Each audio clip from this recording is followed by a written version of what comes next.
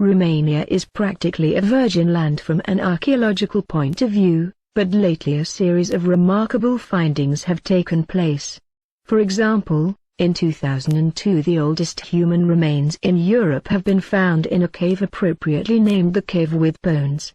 These have been dated to around 40,000 years old.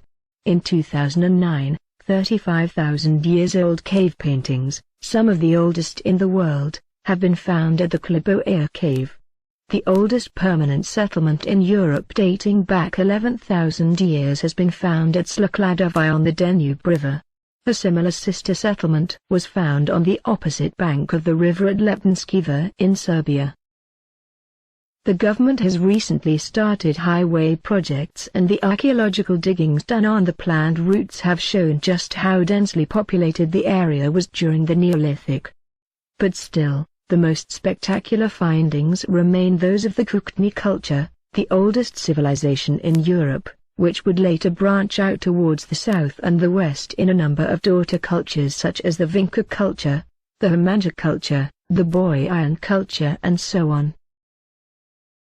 Tracing its roots back to the 5th millennium BC, the Cucuteni Tripelia is considered to be the first great civilization of Europe, having occupied the area that is now Romania, Ukraine, and the Republic of Moldova. It was a civilization spreading over about 350,000 square kilometers, with thousands of settlements ranging from small villages to cities comprised of hundreds or thousands of dwellings. Daily life was occupied with farming and raising livestock, spinning and weaving cloth, tools and weapons making. The Cucuteni Tripelia craftsmen were able to work with copper and various alloys, and to a smaller extent silver and gold for the creation of prestigious jewelry. They also set up an intensive and elaborate trade network with neighboring populations. But the main preoccupation of the Cucuteni Tripelia seemed to be ceramics. It would be no understatement to describe the ceramics of the Cucuteni Tripelia craftsmen as masterpieces. For nearly 1,500 years, these ancient artists produced pots and vessels and statuettes that transmit the artist's thinking and feeling and imagination by means of symbols and designs. Often unique and beautiful items that show us the excellence of their creator's skill, sculptural and elegant in form, intricately detailed with painted and incised designs, as well as by the precision of their execution. Sometimes the shapes of their ceramics are so harmoniously modeled and ornamented, almost suggesting the sensuality of the human body.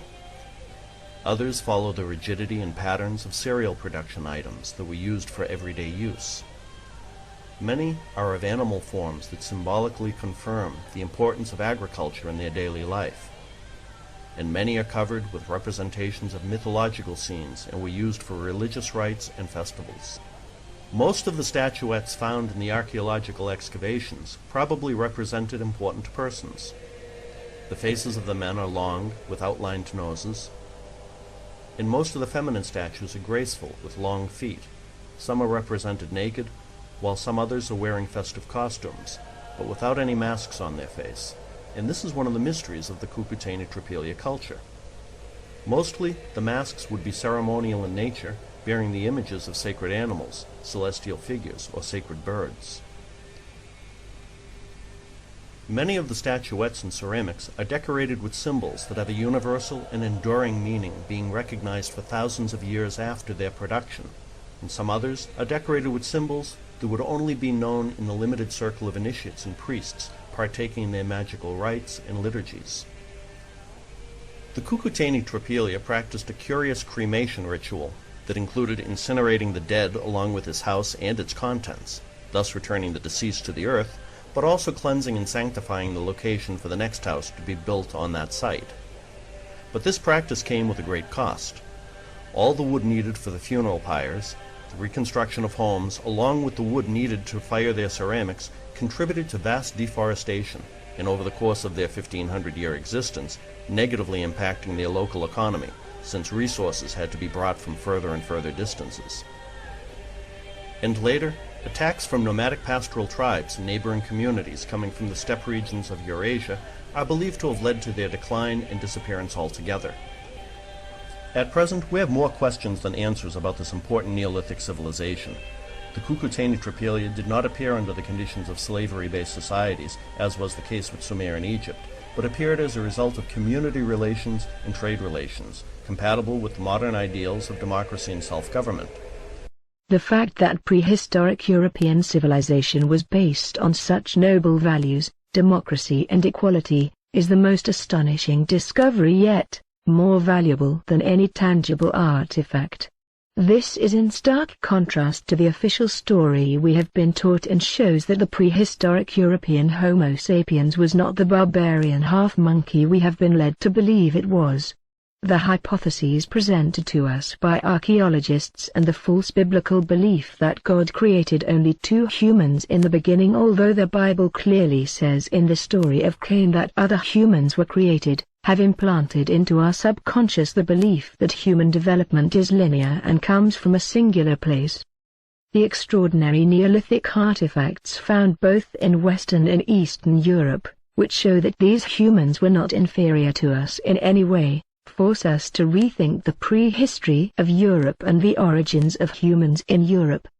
In light of the fabulous discoveries made in recent years, some modern researchers such as Louis de Laval, Gordon Childe, Bosch Chimpera, William Schiller suggest that there never was an Indo-European migration to Europe and that the Thracians and the Celts are really the original Europeans, and some migrations actually took place the other way around. It has long been known, for example, that a small number of Indian tribes are descendants of Thracian people that left from Europe. Cambridge History of India, 1922. Let's take a minute to admire the art that the Kootenai culture has produced.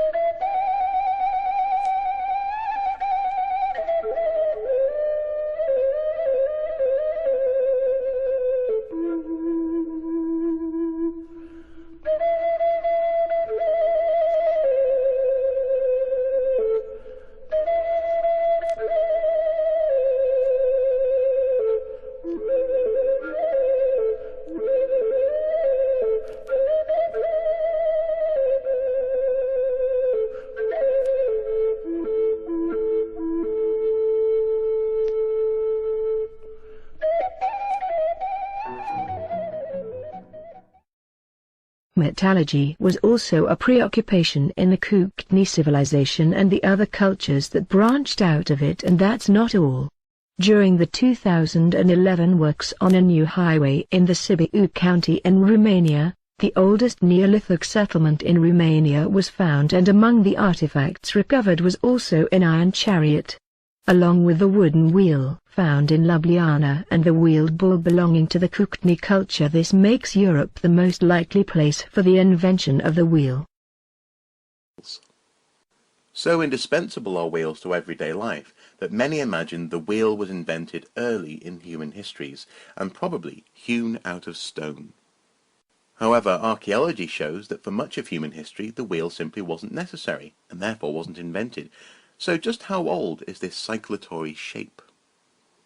Well, some of the earliest evidence for wheels dates to around 3600 BC with the Cucuteni Tropilian culture. Here it is thought that over time sleds rolled on logs evolved into wheels on fixed axles. They also made wheels in the form of models. Here is a rollable bull. Another interesting recent find is the discovery of these yet undated clay tablets in 2012 at Handresti, Romania, which show a primitive form of writing and could possibly belong to the same culture that produced the tablets found at Tartaria in central Romania, which are the oldest known form of writing in the world. Când în anii 1960 arheologul Nicolae Vlasa descoperă la Tărtăria, Sebeș, cele 3 mult discutate plăcuțe de lut, încă nu se știa cărei culturi aparțin, însă cercetări ulterioare au atestat faptul că cioburile descoperite în 1875 de Sofia Turmă, la fel cu întreaga cultură Vincea din Serbia și Bulgaria, conțin de fapt același inventar de semne. Este vorba despre semne simple, gravate pe ceramică, în special arsă și lut nears, uscat la soare, care reprezintă o unitate, cel puțin culturală, între mileniile 6 și mileniul 4 înaintea erei noastre. Prin anul 2003 a sosit la mine un cercetător din Italia, îl chema Marco Merlini. Mi-a vorbit frumos și mi-a spus că a bătut pe la toate ușile de la Academie, de la Facultatea de Istorie, Arheologie, încercând să afle informații despre tăblițele de la Tărtăria. Răspunsul a fost nu. Fie stimabilii nu vorbeau limbi străine, fie cei care vorbeau sigur prost nu au vrut să-i dea nicio informație, spunând că sunt niște simple falsuri.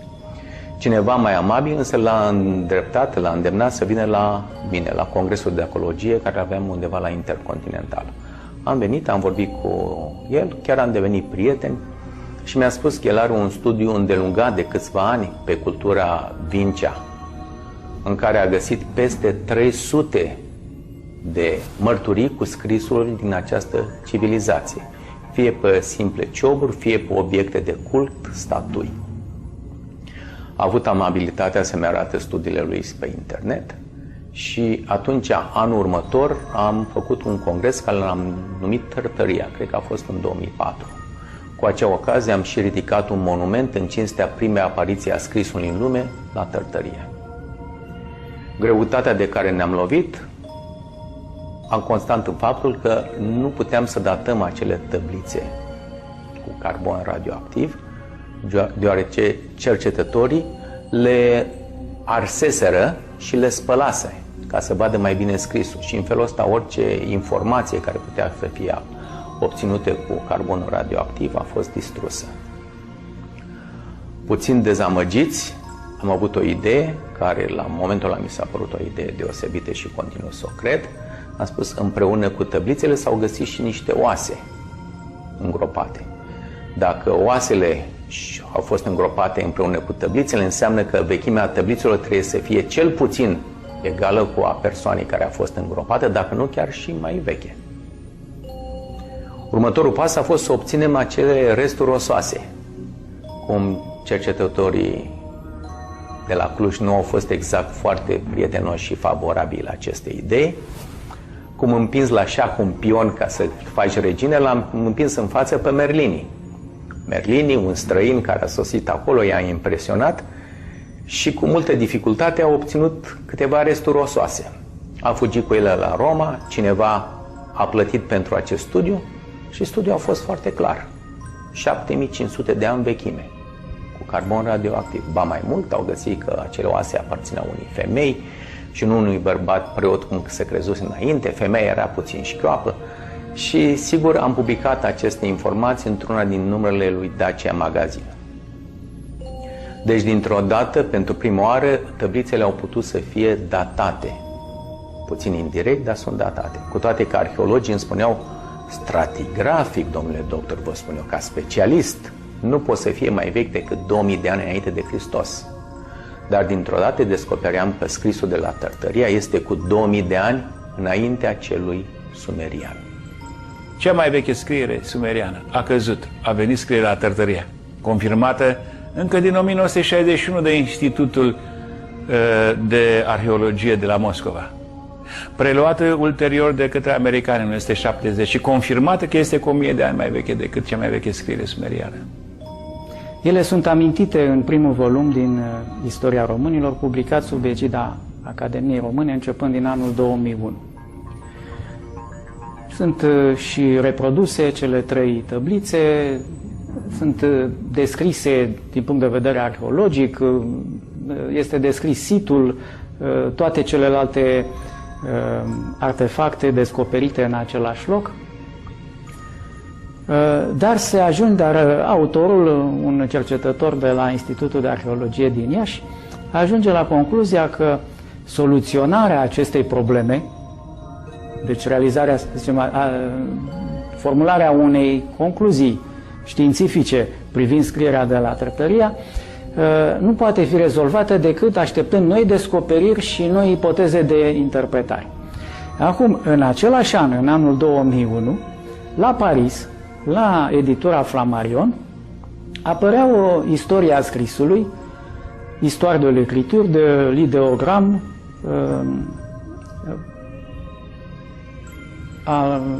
al ordinateur sau așa ceva, deci de la ideogramă la ordinator, și acolo primul capitol din carte este intitulat Precursorii scrisului în limba română și autorul, un francez care nu avea nici interese economice, nici interese politice sau de altă natură, nici ideologice,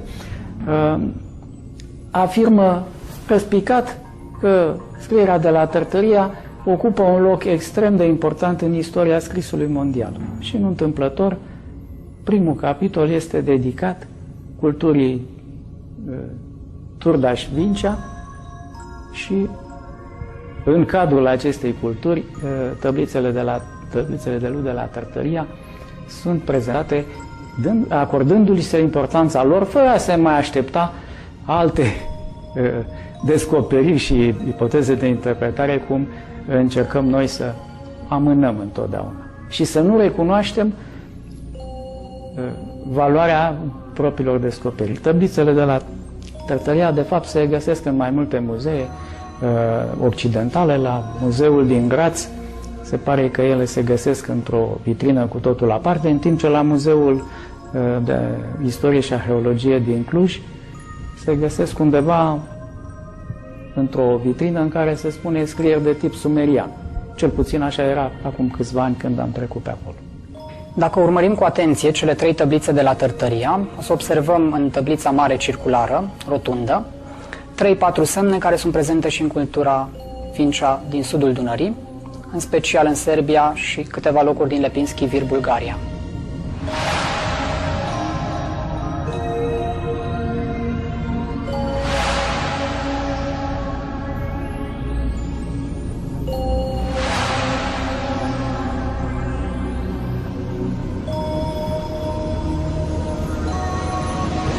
Problema scrierii în Valea Dunării este o problemă mai veche, care a fost abordată cu mare reticență, în special în cercetările române.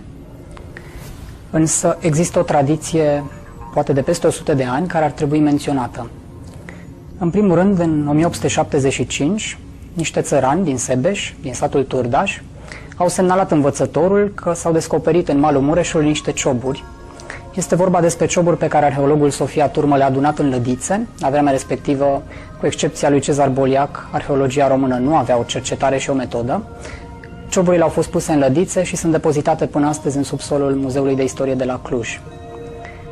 În anii 90, când s-au deschis granițele spre vest, un cercetător important, nu e cunoscut în literatura de specialitate în România pentru că vorbește limba germană și a scris în limba germană, Harold Hartmann, publică un Universalgeschichte der Schriftung, o scriere universală, o istorie universală a scrierii, care apare în 91, reeditată în 94 și care face un inventar al acestor cioburi. Este prima dată când în anii 90 aflăm de fapt despre existența unei scrieri în Valea Dunării. Hartmann, pe baza cercetării Mariei Gimbutas, vorbesc despre o cultură europeană veche unitară. Este vorba de fapt despre un areal în cursul superior al Dunării și cursul inferior al Dunării, care cuprinde mai multe culturi, în special din mileniile 6 până în mileniul 4, cu un inventar de scriere unitar. Harold Hartmann, neavând un limbaj până atunci în știință, a inventat cuvântul scriere veche europeană, Alteuropäische Schriftung. Ele apar și observăm pe de o parte o unitate între ceea ce în 1875 fusese descoperit pe fusaiole, pe bucățele de lut și pe cioburi ceramice în Sebeș, și ceea ce în 1908-1910 descoperă sârbii și bulgarii în cultura care va purta numele Vincea. De atunci vorbim despre cultura Vincea-Turdaș. Este vorba despre un spațiu de pe un mal și celălalt al Istrului, în care în mileniile 6 și 4 înaintea erei noastre s-a folosit o scriere unitară, considerată până la vremea respectivă o scriere artizanală, niște simboluri care însoțeau vasele de lut, cioburile funerare, care au fost găsite în inventariile funerare, și mai ales fusaiolele sau amuletele magice făcute din lut. Ceramica respectivă a fost inventariată abia mai târziu. Deja circulă pe internet variante cu aceste inventare făcute de Hartmann, care atestă în primul rând o unitate într-o parte și cealaltă a Istrului, pe care o putem aproxima și o putem suprapune cu teoria Mariei Gimbutas despre cultura marii zeițe. Asta mai ales datorită multitudinii de statuete ale zeiței Mama, pe care le găsim și de o parte și de alta a Dunării. O parte dintre ele chiar poartă asemenea însemne ca și cele de pe fusaiole.